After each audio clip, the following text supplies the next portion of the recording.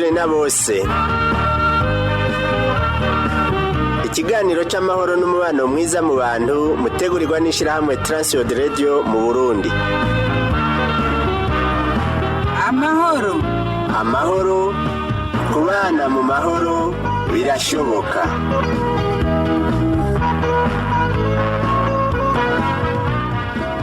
Nshuti mgenzi mukunzi washimye guteramana natwe kuri no mugoroba, ndaguhaye mwiriwe, ndakwifuriza amahoro y'Imana. Nguhaye kaze mu kiganiro twuzure na bose, ikiganiro c'amahoro n'umubano mwiza mu bantu usanzwe utegurirwa n'ishirahamwe Transworld Radio mu Burundi.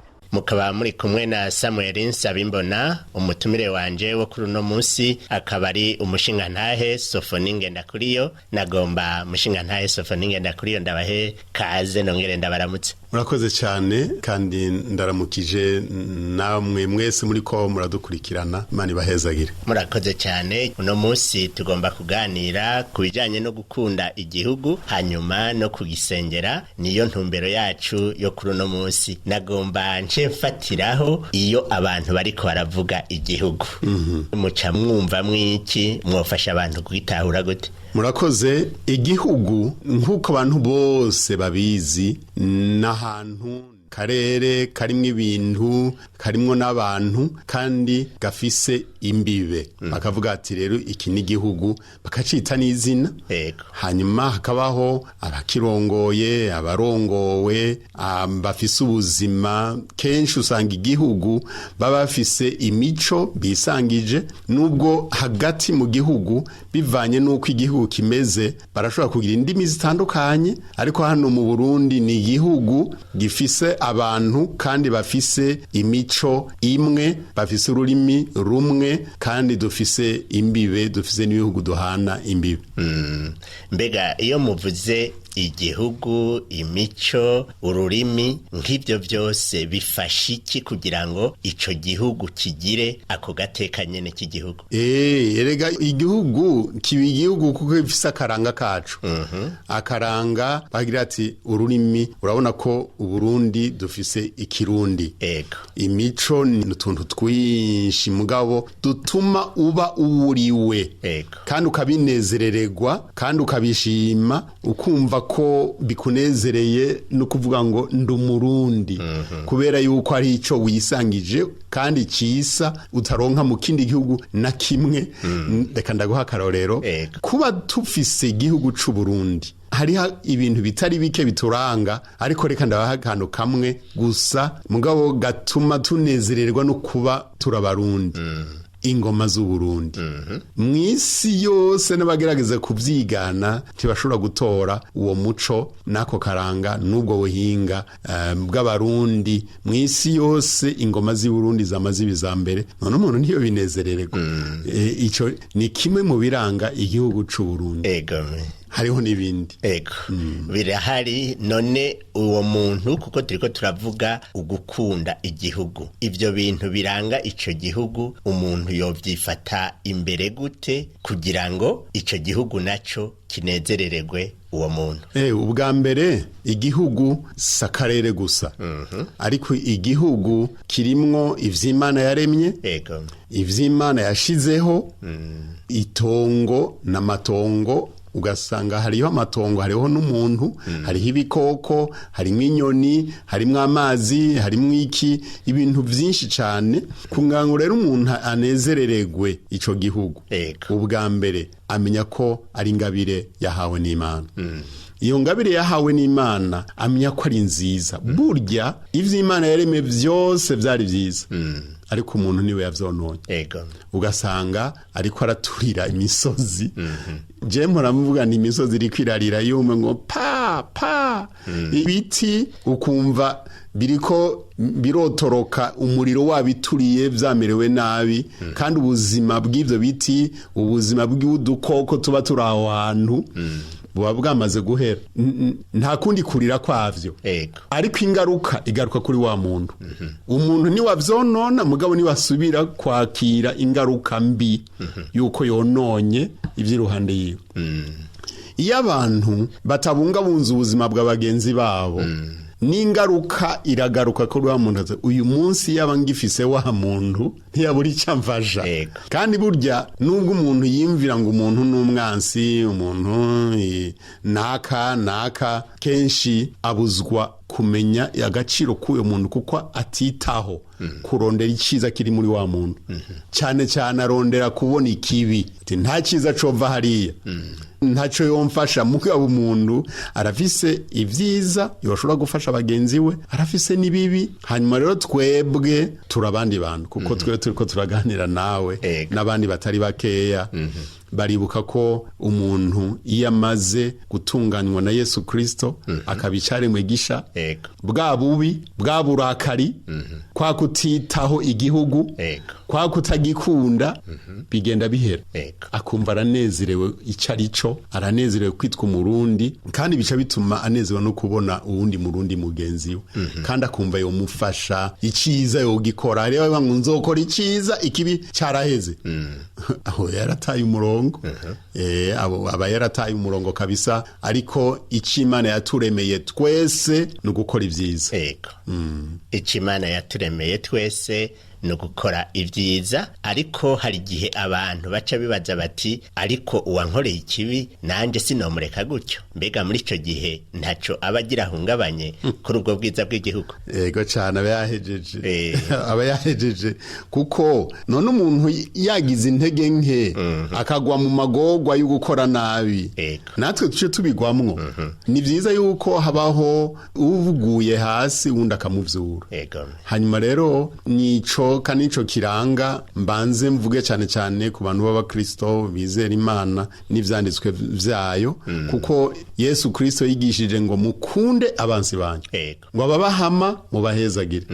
Iryo jambo no munsi muri kino gihugu cy'u Burundi ndazi ko rigoye, mugabo rirashoboka, kuko uhoye uwundi kibi yakoze kandi ukamukorera nk'icyo yagukoreye, ngo ihori bihuriye umuryango. None se tuzogarukira he? Nico gituma rero twebwe turiko turavuga ibi, twizera ivy'Imana, tuvuga tuti reka tugire ico turushije abandi, kuko Bibiliya iratubwira ngo nimwakunda ababakunda, mukagirira neza babagirira neza, none akarusho muzo mwerekanye nagage ntako bakariyo. Twa tumeze nk'abandi bose, mugabo abantu bitirirwa izina rya Yesu Kristo, izina ry'Imana ngo n'abakristo, nibo mpera ko kubwira n'abandi bumvireho. No kuvuga ngo muri uko kuba dufise akaranga ka Kristo, akaba ari we yadutegetse ngo dukundane, twemerane, turenze kuvyo batugiriye nabi badukoreye, hanyuma tubarute mu kubakorera ibyiza, naho bizotuma n'abandi bagira ati kino gihugu tugikunda kirimwe abantu, si bikoko n'abantu, kandi turiho. Mugabe ico nobwira kandi n'umuntu yumva ko ari umukristo, niyemange ahagarare, avuge, yifate, yigenze nk'umuntu arengera ibibi agakora ibyiza. Hariho abantu rero bariko baratukurikirana baca bagira bati twebwe rero kuko tutari abakristo ivyo ntibituraba, ivyo gukunda igihugu. None abo baba bafise ukuri? Erega ndiko ndavuga ivyo ngo mpere kuri abo, ariko urazi ko mu Burundi na kera narindi hariho n'imico y'ikirundi ishira imbere ubuntu, kandi ubwo ubuntu ntibubwira usanzwe yarahinguwe na Kristo Yesu gusa, mugabo nk'uko Imana yaturemye atani ikindi kirinjira mu kindi. Twara abantu buzuye ubuntu, twara abantu batomoye bameze neza, ariko ibihe vyagiye birahindura abantu bibonona. Mugabo ngomba kubwira n'uyo muntu nawe agira ati je ivyo bukizwa ntumbarire, ntavyo ndimwo, ndeka wangiriye nabi ndamugirire nabi, ndamwihore. Namubwira ndi reka mbere naho uri kuranyumviriza reka nibwirire ujya muntu ari kuranyumviriza, no mubwira ni mugenzi ivyo ntaho bizogushikana, kuko utegura kwihora mugenzawe ukaba uriko urategura amagorwa yawe kuko nk'uko barundi babivuze ngo ihora umuryango reka twese turi umuryango nagomba rero kubwira wowe wese wumva umengo namba aya majambo ararura mu matwi yawe ndakubwire ngo oya garukirizaho tsinda ishavu tsinda ko kameremere k'ikibi hanyuma ugaruke ku buntu bwawe kandi ni iteka ryawe rega nuko nubwira umuntu wese rero nta numwe arekuriwe kubivamwo ni vya twese mugabo akarusho kakaboneka ku bantu bahinguwe na Yesu Kristo. Ico gihugu nyene kuba ariko barakibamwo twese urumva dusangiye ugupfa no gukira. Mbega umuvyeyi iyaheka umwana harabahora bahegereranya igihugu n'umuvyeyi. Uwo muntu abifata gutyo ku gihugu ari umuvyeyi abafitse kuri. Cyane rwose. None kwico gihugu ari cukuramwo uburaro n'uburamuko. Igihugu kibuza amazi abanyagihugu bose bararira. Igihugu kitera ngo cimbuke abantu bose muri ico gihugu bararira. Igihugu kibuze umuyaga mwiza, igihugu cononekaye hakabaho ibintu mu kirere bituma abantu bahema nabi.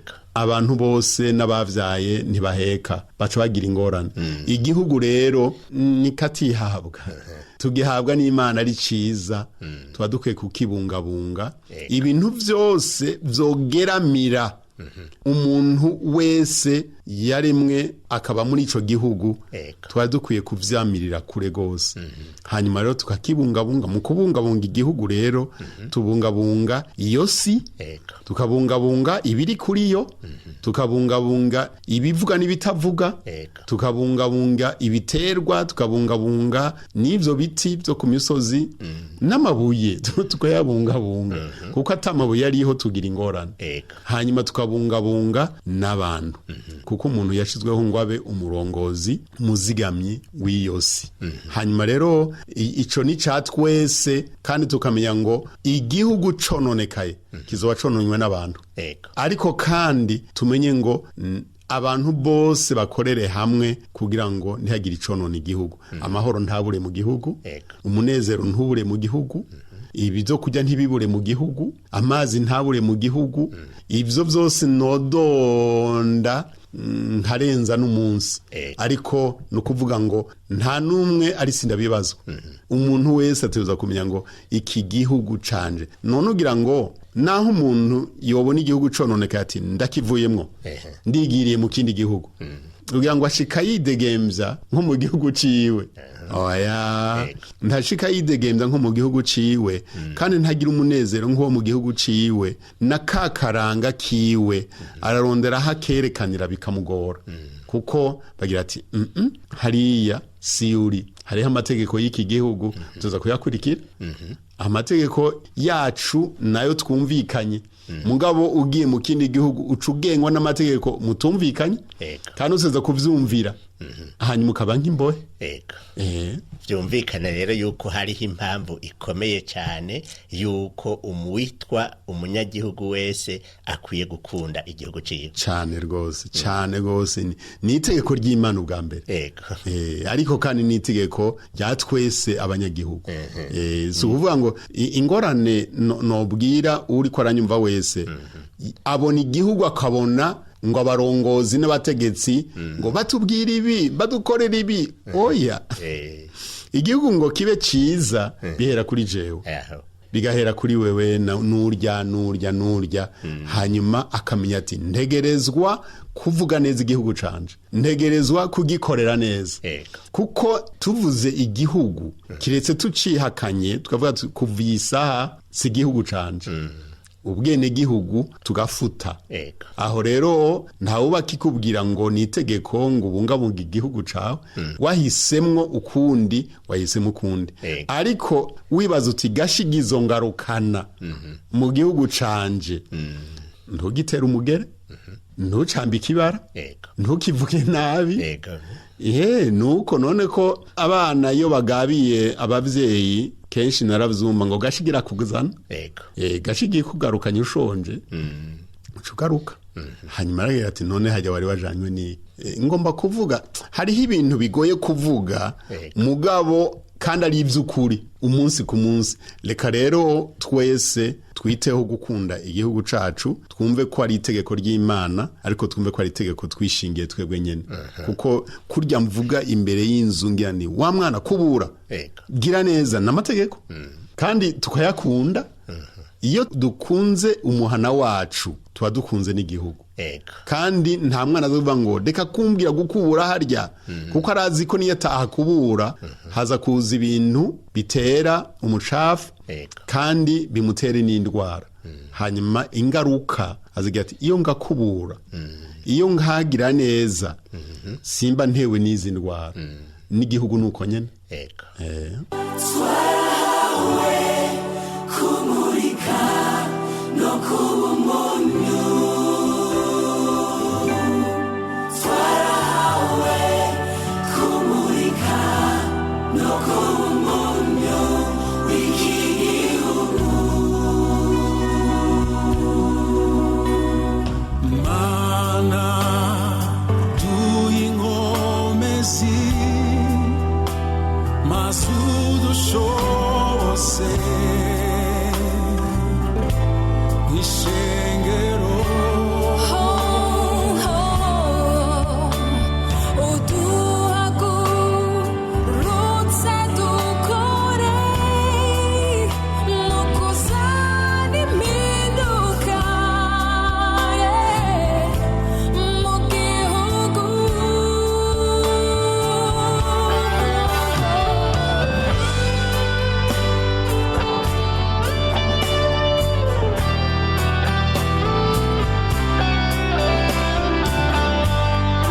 biciye binzana ahantu duhora twumva abantu bamwe bamwe iyo bashinzwe imirimo mu gihugu bahora banka kubikora neza bavuga ngo ni vya leta. Nk'abo bantu mu bakebura gute? Je nibaza ko ari kudatahura. Leta ni leta ni ikintu kidakora kogwa ariko camaho n'uburongozi bwamaho. Kuko je ndashobora kuba ndi muri leta ejo sinzobe ndi muri yo bwa leta izobandanya kandi hazoja yundi muntu. Ndashobora kuba ndiko ndatwara umuduga wa leta mugabo nkawutwara nibaza nti ndeka ndagutwara uno munsi ku neza y'igihugu. Sinibaza cyane cyane ngo ni ku neza y'umukuru w'igihugu. Uyo n'umukozi nawe nyene yaravyivugiye ejo bundi turabakozi b'abanyagihugu. Umuntu amaze gutahura ivyo co kimwe nuko umuntu atahura nk'uwoba amaze kubaka agira ati ndi serugo ariko ndi umukozi wabo mu rugo iwanje. Yoca atunga neza urugo rwiwe kandi bikagenda neza. Umuntu rero wese hariho icyo Imana yavuze, erega Bibiliya yarabihejeje. Yavuze ngo muri ico gihugu mugiye kwegukira kikabicanyu muze mwirinde ntimuce imanza zigoramye, muze mwirinde ntimurye ibiturire, muze mwirinde ntimuhahaze, muze mwirinde ntimukora ibintu byose bibi yarabibabujije. Nuko kuzigama igihugu rero, kuko kuzigama igihugu samabarabara gusa umuntu aca, si miserege, so gukinga inkukura, oya nukwitaho umunyagihugu, ukitaho mugenzi wawe. Kandi ngomba ico kintu bacumve abariko baratwumviriza yuko igituma leta ibonekamwo intege nke nuko abantu b'igihugu baba abanyantege nke, kuko nibo havamwo abazoja muri leta. None tutavyimenyereje hakiri kare hanyuma ukimenyereza kuvuga ukuri, umunsi washitseyo utavuga ukuri uzobandanya kutavuga ukuri. Umunsi washitseyo urenganya, murabona iyo turiko turatwara imiduga mu mabarabara ugasanga umuntu arenganya imiduga 5-6 iri ku murongo, wewe yiyumviye ivyiwiwe gusa, yiyumviye inyungu ziwe, bati ndacerewe wacerewe mugabo uri ku murongo. Niya zoba ageze mu mwanya w'uburongozi sinkekeranya kajya kantu ko gucira uruhande n'ubazokabandanya, kuko ntafise umutima wo kubahiriza ubashitse imbere yiwe, ntafise umutima wo korohereza umuntu wese, kuko ari uburenganzira bw'uwo muntu. Usanga yiyumvira ivyiwe gusa, ivyiwanje. Ariko umutumwa Paulo yarabivuze ati umuntu wese yoye kwiyumvira ivy'iwiwe gusa ariko yimvire n'ivy'abandi. Niko icete yandikiye ab'Ifilipi igice ca 2 ku murongo wa 4 bivuga. Reka ndabibwire n'abarundi bose bariko baranyumviriza, woye kwiyumvira ivy'iwawe gusa nkaho umenga ivy'iwawe bigenze neza abandi n'akazi kawe. Oya, kuko nibitagenda neza ku mubanyi wawe nta mahoro uzoronka. Kandi amahoro ahera mu muntu. Izo ntambara zo mu mutima muri jewe zikwiye kuvayo, muri wewe zikavayo, hanyuma rero ukaremesha amahoro. Kandi naho bituma bica bigenda neza, kuko wiyumvira uti uko urya yomererwa nabi naje niko nomererwa nabi, uko urya yonezerwa naje niko ndabikeneye. Hanyuma ugaca wiyubara kugira ngo ukore ibigororotse, ibimeze neza mu kibano cyawe. Ngira ni nkaho nyene tuca twungururiza kuri ya ntambuko ikurikira yuko umuntu yifuriza iyo neza igihugu atiyumvira ivyiwe gusa, akwiye kuca sengera ico gihugu. Cyane gose gusengera igihugu ni itegeko ry'Imana. Imana yahereye ku Bisirayeli akababwira, hariho ivyo uwavugishwa n'Imana Yeremiya yavuze mu gice ca 29 ku murongo wa 7 ngo musengere igisagara murimwo, nicaba amahoro muzoba amahoro. Umuntu wese azi gusenga, azi kubwira Imana, azi guhamagara Imana, iyo ni itegeko. Kandi nagomba kubwira n'umuntu wese n'utazi gusenga birebire arazi kuvuga ngo Mana. Abarundi nta numwe atazi Imana. Hanyuma rero muko kumenya Imana yibwira uti tabara igihugu cacu. Uzoba uri kurasenga. Kandi mu gusenga uvuze gutyo cukora. Uravuga gutyo ubwira Imana, ariko ugakora ivyo ujejwe gukora. Hanyuma ukamenya yuko watabarije igihugu cawe, ukagikunda. Kandi buryaga uwawe wo muyankira ndiwo mwankirwa. Nukuvuga ngo ntiwonezerezwa no kumva uvuga nabi igihugu cawe, ntiwonezerezwa no kubona uje kugirira nabi igihugu cawe. Yesaya yaruvugishwa n'Imana, yaravuze ngo kubwa Siyoni, kubwa Yerusalemu sinzocereza kugezaho igihugu kizohindukira iteka mu mahanga. Bakavuga ati genda urabe Yerusalemu, genda urabe ingene hameze neza. Iyo bariko baravuga ngo genda urabe Burundi ingene bumeze neza, uri nko mu mahanga ugira uti ikiro kiraduga, kuko bavuze neza igihugu cawe. Ariko iyo batavuze neza igihugu cawe urondera iyo wihisha ukahabura. Nuko rero ni vyiza gusengera igihugu, ni itegeko ry'Imana. Kandi Imana yategetse abantu, icete Paulo ca mbere yandikiye Timoteyo igice ca 2 ku murongo wa 1 kuza kuri 4, aravuga ngo musengera abantu bose, cyane cyane abami n'abashizwe hejuru bose, kugira ngo twame mu mahoro dutekereje. Iryo jambo ni ngenderwako cyane rwose. Iyo rero habayeho umuntu yiyobagiza ibi, akiyobagiza gusengera igihugu, erega arashobora kuvuga ati je urya sindamwitaho namba, kandi ari umuntu w'Imana. Akavuga ati sindamusengera, ndamusengeye naho nozanira ngo Mana mukureho. Mana mukureho. Nimba asenga avuga ngo Mana mukureho, ntiyasenze nk'uko ijambo ry'Imana rivuga. Ijambo ry'Imana rivuga ngo musengera abantu bose, cyane cyane abami n'abashizwe hejuru bose, kugira ngo twame mu mahoro dutekereje. Abami no kuvuga abakuru b'ibihugu, n'abashizwe hejuru bose, abategetsi, abaki. Umutegetsi arashobora gukora nabi, mugaba inyishu yanje yawe nk'umukristo sikuvuga ngo Mana dukurireho urya mbere mumarigabo muhornye ntidusubire kumubona. Ekayida siko Bibiliya ivuga. Ni mubasabire umutima ukunda abanyagihugu, mubasabire umutima ukorera abanyagihugu, ukorera igihugu, mubasabire guhinduka. Hanyuma Imana yumva amasengesho yacu iri mu ijuru, nta kabuza irashobora guhindura umuntu yari mubi 100% ikamugira mwiza cyane 100%.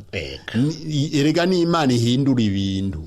ni Imana ihindura abantu, ni Imana ihindura ibihe, ni Imana ihindura ibibi ikabikoramwo ivyiza, irabishoboye. Nuko rero reka, kuko ari itegeko ry'Imana, umukristo wese ahari akwiye gusengera ushizwe hejuru wese, agasengera n'abantu bose, nta numwe yo kuvamwo ga, n'abantu bose, ariko cyane cyane abashizwe hejuru, kuko bari n'uruhara rukomeye mu mahoro y'igihugu no mu mutekano w'igihugu.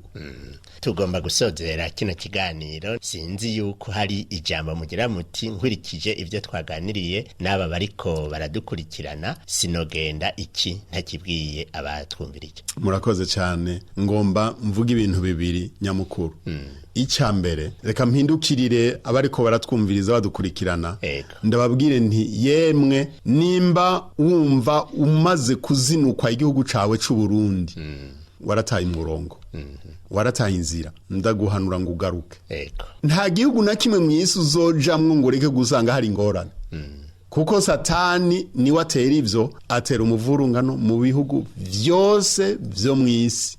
Ahuja hose murajana, ahuja hose umusangayo. Nico gituma rero hobaho umutima ugukunda igihugu, nuko gusenga kwawe gusanzwe gukoreshe, usaba Imana, utakambira Imana, ugira uti Imana tutabarira agahugu kacu. Agahugu kacu Burundi ni keza cyane, ariko abantu twebwe nitwe babi. Hanyuma Imana iduhindure, ihindure abantu, ibakoreshe ivyiza, boye gukora ibibi. Kandi nturabe uyundi umutuma urutoke, wibuke ko izindi zirabi wawe. None watumye urutoke mugenzawe, weho bimeze gute? Iryo ni ijambo rya mbere kandi rikomeye atanumwe arivamwo. Ijambo rya kabiri ni ku muntu yitirirwa izina ry'Uhoraho Imana. Iki gihugu ndatangara ku munsi w'Imana, amabarabara rwa rwinshi rw'abantu urababura, benshi baba bari mu nsengero. None se twova mu nsengero tugasubira kuza konona igihugu cacu? Ijambo ry'Imana ngoma nsozerere ko niryavugishijwe n'umuntu w'Imana yavyanditse mu ngoma ya kabiri gice candwi ku murongo wa 14. Maze abantu banje bitirirwa izina ryanje nibaca bugufi bakihana ivyaha vyabo bicishije bugufi, maze bakansenga, nzobumva ndi mwijuru, kandi nzobaharira ivyaha vyabo, kandi nkize n'igihugu cabo. Iryo jambo rirahambaye. Muntu wese wumva ngo ndi umuntu w'Imana, ivyo ntuvyiyobagize, kandi ivyo ubishire imbere yawe ijoro n'umurango, hanyuma uhindukire mu gusenga kwawe, usengera igihugu. Kandi buzavyerekana ko ugikunda, ergo ukunda uramusengera. Kandi Imana ntivuga ngo ni wange, oya, igira iti kunda bose, n'abakwanga ubakunde. Urukundo nirwo ruzoruhindura ingeso mbi z'abandi, urukundo nirwo ruzoruhindura ibitameze neza. Hanyuma nitwagira gutyo nk'uko Imana ibidusaba, nta kabuza igihugu cacu kizokira, kizoba amahoro, kizoba umunezero. Imana ibahezagire, kandi abifurije amahoro arama, amahoro mu nzu zanyu, amahoro mu bugingo bwanyu, amahoro no mu bikorwa vyanyu. Imana ibahezagire. Namwe ubwe Imana ibahezagire cyane. Nawe mugenzi uri kuradukurikirana, Imana iguhezagire cyane, ukunda igihugu cawe, kandi we usenga ugisengere, nicaba amahoro nawe uzoba amahoro. Mushinga ntaye Sofoninge na kuri yo nagoma ndabakengurukire. Murakoze namwe n'abatwumviriza bose, Imana ibahezagire twese. Imana ibahezagire. Nawe mugenzi washimye guteramana natwe, turagukengurukiye cyane. Mu gihe nawe wowe ugomba kutubaza cyo kutwunganira, ushobora kudutelefona cyangwa ukatwandikira wanditse ukoresha agasanduku ka posta 1140 i Bujumbura, canke email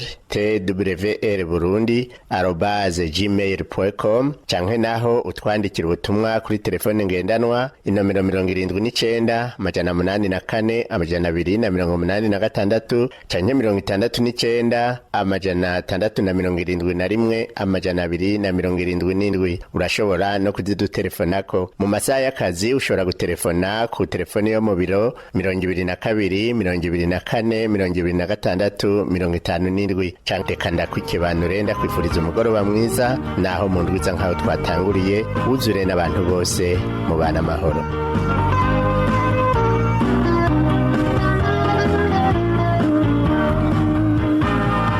Ico cyari kiganiro twuzure na bose, mushikirizwa n'ishirahamwe Transworld Radio mu Burundi. Mwaba ugomba kutubaza canke kutwunganira, twandikira uti Twuzure na bose, agasanduku k'amakete 1140 i Bujumbura, cyangwa udutera akamo kuri 24 26 57. Imana iguhezagire.